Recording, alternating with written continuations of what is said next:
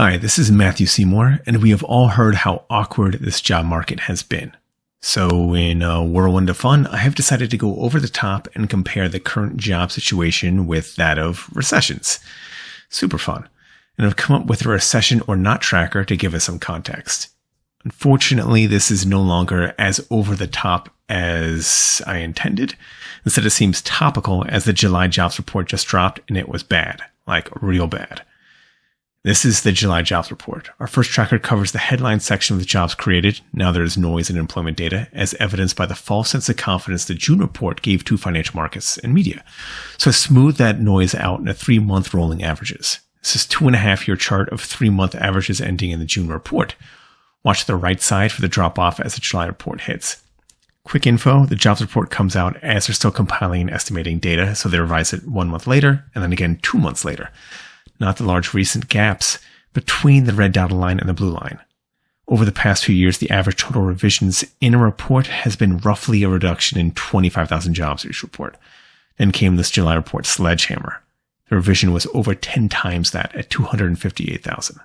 Back to the point of this video, comparing current data with that of recessions. Super cool time we're in. Here are 30 months of jobs gained or lost leading into the dot-com recession. Here's the same, but for the great financial crash. Now here they both are, with month 1 being right before their recessions hit, overlaid with our current period. They are a little too similar. Let us look at the trend lines for these periods. The downward slope is not as severe currently, but it's not looking good either.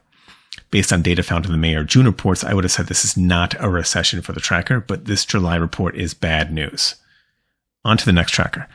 This time we deal with correlation values. This is the same July jobs report, just deeper within it. Now, demographics within employment data can be fairly volatile, so I chose a stickier demographic that's harder to change momentum once it gets moving. That's people aged 25 or older that also have at least a bachelor's degree.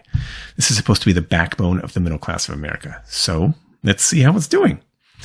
The correlation is using the normal R for similarity scores instead of R squared. I took 25-month blocks of unemployment data from the past 33 years and compared it to the current 25-month block.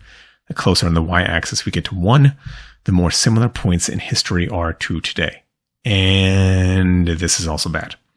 Not only are the high R values starting in a recession, but we get a strong negative correlation during non-recessions too.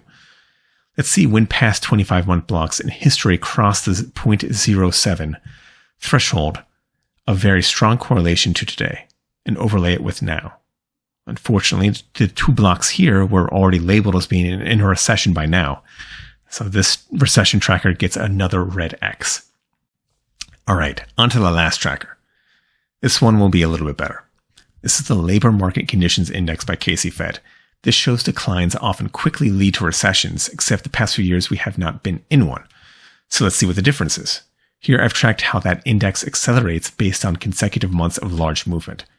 The only times we've touched the blue line have been in a recession, but the pandemic was, well, weird, so I'm not quite ready to say touching it indicates we are fully in one. This is a green check mark. Those are the 3 indicators I compiled. Hopefully this helps convey to you exactly where we are now compared to past periods of employment data.